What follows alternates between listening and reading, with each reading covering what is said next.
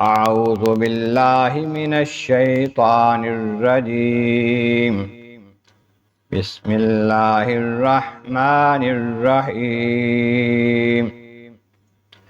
الی اللہ مرجعکم وہو علی کل شیء قدیر الا انہم یثنون صدورہم لیستخفوا منہ الا حین یستغشون ثیابہم یعلم ما یسرون وما یعلنون انہ علیم بذات الصدور صدق اللہ العظیم۔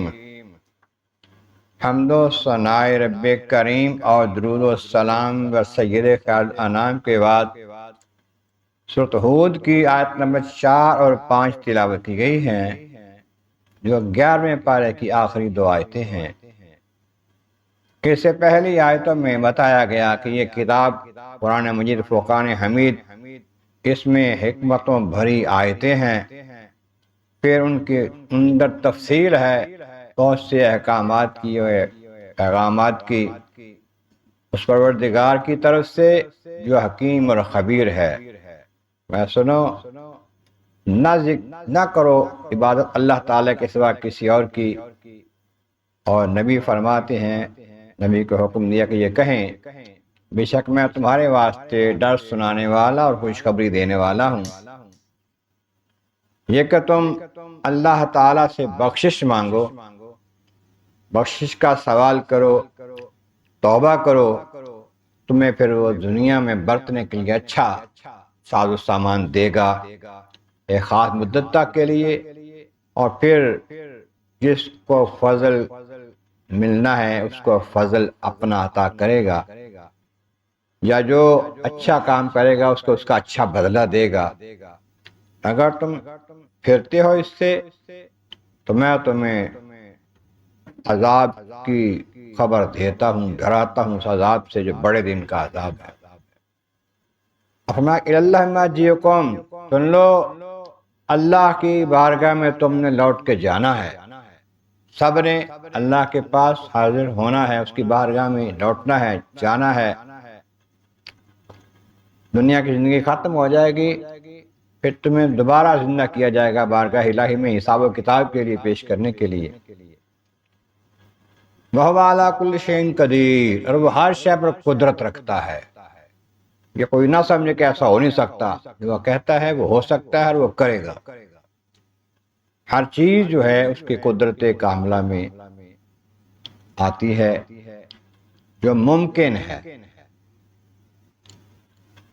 پھر ہمیں الا انہم یثنون صدورہم یستخفون منہ، سنو وہ لوگ اپنے سینوں کو دوہرا کرتے ہیں، جھکتے ہیں، چھپتے ہیں، اس خیال سے کہ ان سے چھپ جائیں۔ یہاں مفسرین نے مختلف اقوال بیان فرمائے ہیں۔ ایک تو یہ ہے کہ وہ مومن بعض ایسے ہیں کپڑے تبدیل کرتے ہوئے جھکتے ہیں، دوہرے ہوتے ہیں کہ ہمیں ننگا ہوتا ہوا کوئی دیکھ نہ لے، اللہ بھی نہ دیکھے، نعوذ باللہ، کہ ایسا تو نہیں ہوتا۔ لیکن آپ مفسرین نے فرمایا کہ اس سے مراد یہ ہے کہ ایک شخص حضور کے پاس حضرت اخنس بن شریک نام تھا اس کا، بڑی میٹھی میٹھی باتیں کرتا، بڑے یتن کوشش کرتا کہ میرے سے راضی ہو جائیں حضور، لیکن اندر سے وہ بے ایمان تھا، نفاق رکھتا تھا، تو باتیں اس طرح کرتا کہ میرے اندر کا معاملہ ظاہر نہ ہو۔ کہ یہ دورے کرتے ہیں سینوں کو، ایسے کپڑے تیار رکھے جاتے ہیں، چھپاتے ہیں، اور حضور سے چھپتے ہیں، اپنے آپ کو چھپاتے ہیں، اپنے خیالات کو چھپاتے ہیں۔ سنو الا حین یستغشون ثیابہم، جب یہ سارے کپڑے اپنے اوپر لے لیں، کپڑے پورے پہنے ہوئے ہوں یا رات کو سو رہے ہیں، لحاف اوڑے ہوئے ہیں، کپڑے اوڑے ہوئے ہیں، پھر بھی اللہ تبارک و تعالی وہ ہے کہ یعلم ما یسرون ما یعلنون، جو کچھ بھی وہ چھپاتے ہیں، جہاں بھی چھپاتے ہیں، سینوں میں چھپاتے ہیں یا کپڑوں میں چھپ کے اپنا آپ چھپاتے ہیں، وہ تو جانتا ہے۔ وہ جو ظاہر کرتے ہیں وہ بھی وہ جانتا ہے۔ اندر کچھ اور ہے، باہر کچھ اور ہے، تو اندر کو بھی جانتا ہے، باہر کو بھی جانتا ہے۔ اور اندر باہر ایک جیسا ہے تب بھی وہ جانتا ہے، اس سے تو کوئی شے چھپی ہوئی ہے نہیں تمہاری، نہ چھوٹی نہ بڑی۔ کیوں؟ انہ علیم بذات الصدور، وہ پروردگار تو وہ ہے کہ سینوں کی باتوں کو بھی جانتا ہے، دلوں میں جو راز جو ہیں وہ بھی جانتا ہے، کہ دل میں تمہارے کیا ہے، کام کیا کر رہے ہو، دل میں کیا ہے، یہ بھی جانتا ہے۔ اور پھر جو جانتا ہے پھر محبوب کو بتا بھی دیتا ہے۔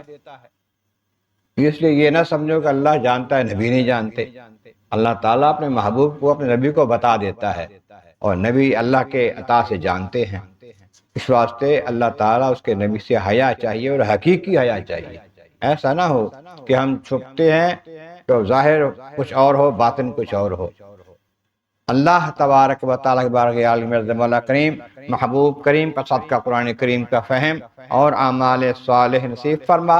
وآخر دعوانا ان الحمد للہ رب العالمین۔